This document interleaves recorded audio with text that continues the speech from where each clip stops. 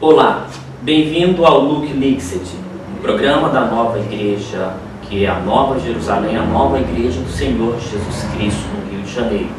Programa que anuncia o Evangelho que o Senhor Jesus Cristo reina, que o seu reino é dos séculos dos séculos, que bem-aventurado aqueles que foram chamados à ceia das bodas do Cordeiro. Hoje, no nosso programa, iremos tratar de um assunto pertinente à salvação do homem, com o tema Livre segundo a razão, ou a liberdade segundo a racionalidade. E para tratar desse assunto, convidamos o nosso amigo, irmão, ministro da Nova Igreja, o pastor Eduardo Beirite, pastor da Nova Igreja ali em Curitiba, e ele vai dizer para nós o que significa a liberdade segundo a racionalidade, o que é o livre-arbítrio segundo a doutrina da Nova Igreja. Muito boa tarde, Eduardo, pode ficar à vontade. Diga para nós, inicialmente, o que vem a ser de fato a racionalidade. Boa tarde. E a liberdade segundo o livre-arbítrio. É um prazer estar aqui no Rio de Janeiro com vocês, mais uma vez aqui em Campo Grande, em companhia do nosso colega pastor Johnny, do candidato Francisco, né? E é sempre um prazer estar aqui e poder colaborar com a Nova Igreja do Rio. A racionalidade é a faculdade que o homem tem, dada por Deus, de compreender as verdades, né? Por essa compreensão das verdades, reconhecer o que são verdades e falsidades, e também a capacidade, né, a faculdade de compreender o que são os males e, por conseguinte, os falsos, né?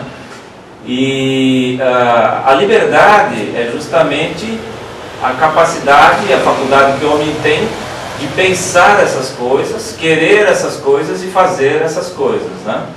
E o livre-arbítrio é a condição em que o homem é colocado por Deus entre duas forças às quais ele está ligado. Uma através do mundo dos espíritos com os bons espíritos, outra através do mundo dos espíritos com os maus espíritos, e daí uma ligação que se estabelece com o céu e com o inferno. E através dessa ligação que ele está, né, nessa condição, nesse estado que o Senhor coloca ele tem o livre-arbítrio, ele é colocado como uma balança, né, está em dois pratos, e se ele pende para um lado, para o bem, né, ele se afirma, né, com as forças do bem, e ele se conjunge com os bons espíritos e com os anjos, e futuramente vai morar numa sociedade celeste. E se ele se confirma nos males e nas falsidades, ele então se liga com os maus espíritos e futuramente, né, após a morte, ele vai morar numa sociedade infernal. Interessante frisar que o assunto liberdade segundo a racionalidade não é simplesmente um assunto do discurso filosófico. Por isso nós perguntamos aqui o que é o livre-arbítrio ou a racionalidade segundo a doutrina da Nova Igreja, porque é um assunto que envolve e que está quase que tão importante, tanto quanto a salvação do homem. O Senhor, na sua redenção, garantiu ao homem esse estado de liberdade para que ele possa ser salvo, não é verdade? Então tem uma segunda pergunta, foi muito bem concisa na sua resposta. Como essas faculdades estão no homem? E o que diferencia então o homem das bestas? Então, através dessas faculdades, o homem tem a capacidade de elevar o seu pensamento, através do entendimento, né? E através dessa elevação ele tem a possibilidade de fazer um exame, né? de como está se conduzindo a sua vontade, né? E através dessa capacidade, então, ele tem condições de livremente, né? Através de um exercício da sua consciência, ele tem condições de conduzir-se na vida de uma forma adequada, né? Coisa que com os animais não existe, né? Eles simplesmente, um animal nasce numa condição em que ele tem a ciência correspondente a tudo que ele necessita da sua vida, né? Ele, através dessa ciência inata que já nasce com ele se conduz através de um instinto, né? E ele não passa desse instinto, né? Já o homem não, ele tem a condição de então elevar-se numa condição de natural, passar por uma condição espiritual, né? E através da racionalidade, se ele se eleva além da racionalidade e passa para a sabedoria, ele então tem condição de se tornar sábio, coisa que os animais não têm essa capacidade, né? Então o homem tem essa possibilidade, mas ao mesmo tempo também ele tem a possibilidade de se tornar pior do que as bestas, porque se ele então ao invés de elevar o seu pensamento, o seu entendimento e moderar a sua vontade, ele solta os freios da vontade e ele então incorre num efeito inverso. Em vez de ele desenvolver a racionalidade, ele desenvolve somente os raciocínios. E esses raciocínios então vão justificar os males que ele pratica. E aí então, de natural, em vez de se tornar espiritual, ele permanece somente natural e muitas vezes torna-se sensual e mesmo infernal, né? Por isso a liberdade segundo a racionalidade é tão importante para que o homem possa ser salvo. Exatamente. Isso é garantido pelo Senhor para que o homem possa estar no livre mesmo e a partir de então, como que por ele mesmo, rejeitar o mal e achegar-se aos bens. Muito bem. Como o homem, você disse que o homem está sendo no meio, o livre-arbítrio seria o homem estar no meio entre duas forças, e uma dessas forças é o mal. Como ou qual é a origem do mal, então, que está, vamos dizer assim, quase que disputando com o homem, né, a sua atenção? Exatamente. A origem do mal vem do abuso que o homem faz dessas duas faculdades que estão nele pelo Senhor, né? Porque através da racionalidade e da liberdade, como eu já tinha falado no começo, na liberdade ele tem condições de adquirir o discernimento, né? Entender o que pode ser feito e deve ser feito e ele fazer, e aquilo que deve ser evitado e não deve ser feito, né? Então, através dessa capacidade, ele tem um poder moderador, né? Mas se ele afrouxa, como eu já havia falado, né, os laços da vontade e permite que essa vontade se torne desenfreada, ele então começa a transgredir as leis que o Senhor deu para o homem, né? Que estão lá nos 10 mandamentos, né? Que não se deve matar, roubar, mentir, adulterar, cometer perjúrio, né? Cobiçar as coisas alheias, né? Então o homem, quando ele solta os freios e incorre nesse erro, né? Ele abusa dessa capacidade que o Senhor deu de livremente escolher as coisas. E através desse abuso que surgiu o mal, como nós vemos no Gênesis, né? No capítulo 3, quando então o homem estava numa condição paradisíaca, vivia em liberdade, tinha sabedoria, né? Sabia e reconhecia que essa sabedoria vinha do Senhor para ele, mas ele resolveu ir por ele mesmo, né? Resolveu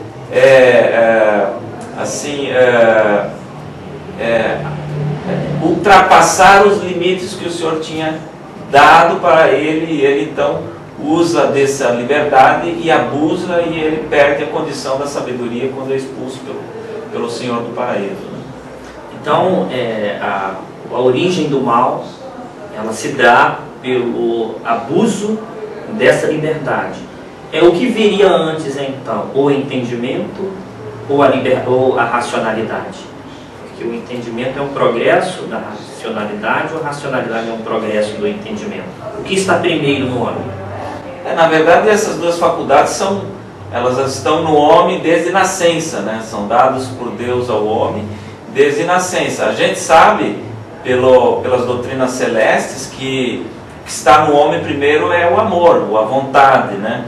A vida, né? Tanto é que quando a gente observa um feto no útero da mãe, né? Nós vemos que o coração, logo nas primeiras semanas, já está batendo, né? Um sinal de que a afeição, aliás, a vontade, a vida, a alma do homem já está pulsando ali, né? E o entendimento, a afeição pela verdade, só começa a ser insinuado ao homem quando ele então nasce, é retirado do útero, né? Ele vem ao mundo, é concebido, né? E o sopro de vida entra nos seus pulmões, o que é representado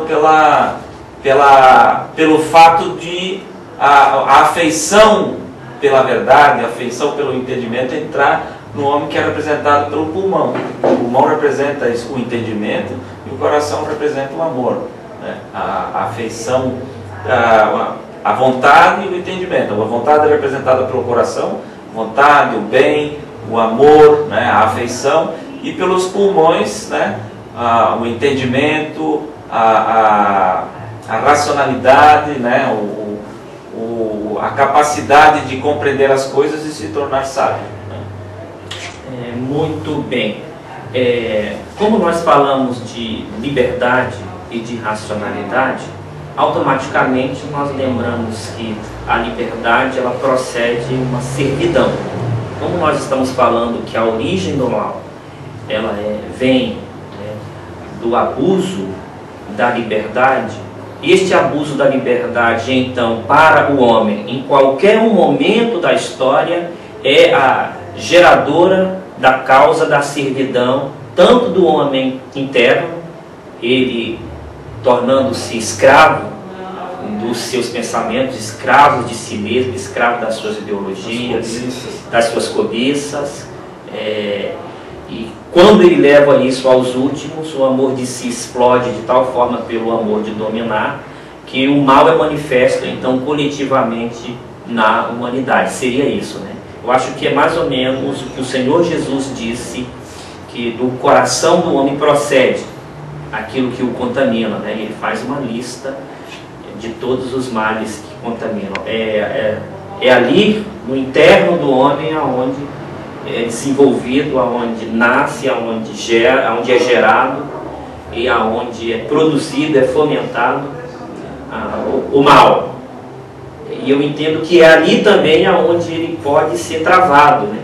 Entendo que é ali também, nesse universo de causa, aonde o homem pode conter-se do mal, antes de que ele se exploda e venha para os últimos, que é afetar o amor ao próximo mesmo, contrariar o amor ao próximo e prejudicá-lo, no sentido do coletivo, aqui no mundo dos efeitos.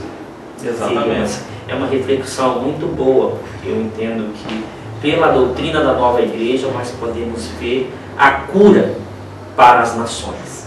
Exatamente. A cura para as nações.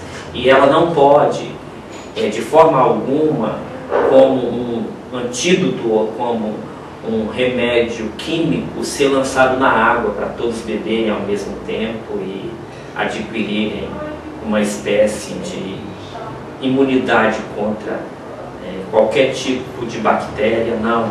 É uma coisa que o homem recebe pelas verdades, e racionalidade na doutrina da nova igreja é uma coisa interessante, porque ela progride para a sabedoria mesmo, como você falou, e tanto a inteligência como a sabedoria mesma, ela é saber que a verdade é a verdade. Isso é muito importante, porque é um outro processo de elevação do homem. Até mesmo porque homem, para ser homem, ele precisa ter essas duas faculdades em exercício progressivo. Não é verdade? Muito bom. E o constrangimento? É possível na regeneração do homem? O constrangimento, quando ele é feito por vias externas, né, ele não funciona. Aliás, ele acaba tendo o efeito contrário, né? Se você quer obrigar alguma pessoa a fazer o bem, né, e ela por constrangimento faz mas no interno dela ela não vai aceitar esse tipo de constrangimento. Então isso não se torna parte dela, ela não assimila esse bem, porque a vida do homem, esse processo de regeneração, ele tem que ser feito em liberdade. Então constranger-se a si mesmo num ato de compulsão das suas vontades, isso sim é o que salva o homem, né? E o que torna, digamos assim, um exercício da liberdade. Essa é a verdadeira liberdade do homem, quando ele então, por livre e espontânea vontade, através da sua consciência e da elevação do seu pensamento, ele enxerga gradativamente os erros que comete, então ele pode moderar a sua vida e se conduzir de uma forma cada vez mais adequada diante da existência, da sua existência, né? Ali ele entra num processo em que ele pode livremente receber todas as unções que o Senhor coloca na sua vida e realizar o casamento entre o bem e a verdade, entre a afeição, o entendimento, né? Entre o amor e a sabedoria, e se tornar efetivamente um homem sábio e santificar a sua vida, né?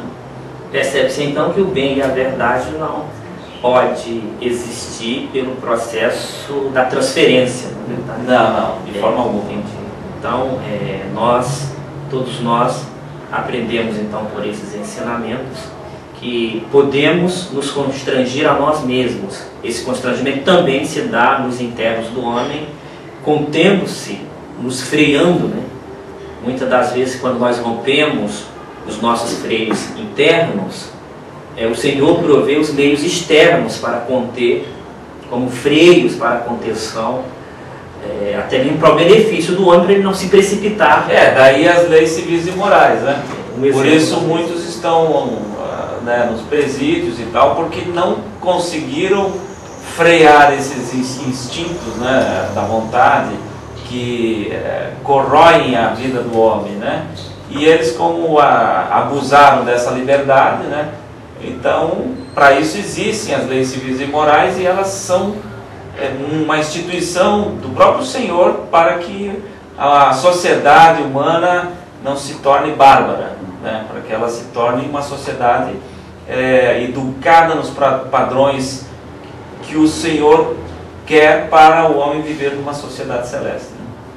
Visto que essas duas faculdades estão no homem por nascimento e que elas fazem o homem nesse processo de elevação, elas também permanecem no homem após a sua morte?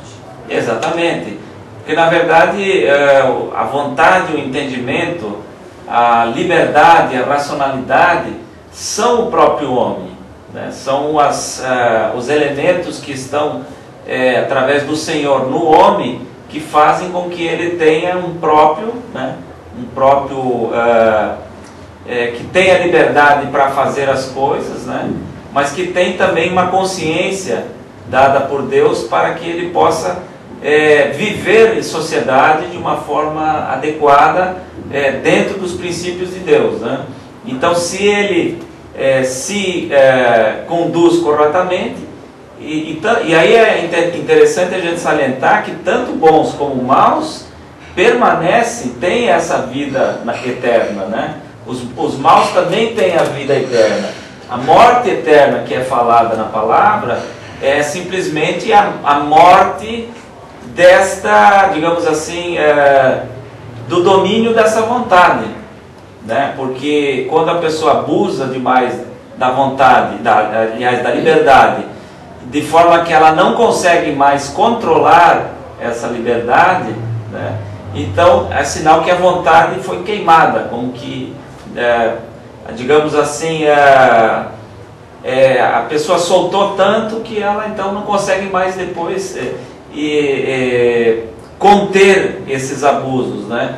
E visto que ela ama esses abusos, né, então ela vai morar numa sociedade correspondente ao tipo de afeição, ao tipo de pensamento que ela cultivou nesse mundo, que todos nós sabemos são pensamentos de cobiça, né, e de perversidade, de falsidade, né? Então Então ele vai permanecer um homem que tem a racionalidade e tem a liberdade, mas essa liberdade não vai ser permitida, digamos assim, ser exercida na sua totalidade, né? Aí a frustração daqueles que vão para o inferno, porque ele não pode fazer o mal que ele deseja, né?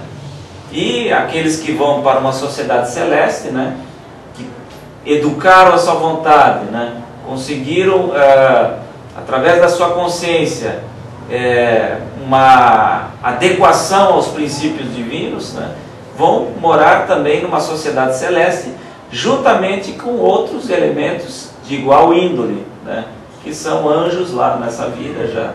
E ali é uma sociedade que é caracterizada pelo mundo dos usos, né, pelo amor aos usos, onde os anjos que lá moram nada mais amam do que prestar usos para os seus semelhantes e para eles mesmos, né? Assim, no amor ao seu próximo e ao Senhor. E isso é maravilhoso, né? Poder saber que nós podemos cogitar dessa vida eterna, né, junto de uma sociedade mais perfeita, mais nobre, mais elevada do que a nossa, que é uma sociedade celeste, né? Muito bem, nessa última explicação ficou bem claro a liberdade, o livre-arbítrio, o homem no meio dessas duas forças, uma que o conduz no seu progresso para tornar-se um anjo do céu, e uma que o puxa para ele pelo abuso dessa sua vontade, pelo abuso da sua racionalidade, pelo abuso pela contenção, ou pelo rompimento dos freios que o Senhor põe para que ele não venha a afetar o próximo e nem destruir a si mesmo. Ele vai decrescendo e torna-se um espírito mau ou um diabo dos infernos. Fica aí a nossa reflexão. E se você quiser saber mais, visite o nosso canal no YouTube, no canal do YouTube Swedenborg Brasil, ou então visite o nosso endereço no centro do Rio de Janeiro, na Rua das Graças, número 45. Funcionamos todas as quartas-feiras, nos horários de 16 horas, e também aos domingos, nos horários de 11 ao meio-dia. Muito obrigado a todos e muito obrigado, Eduardo, e até mais.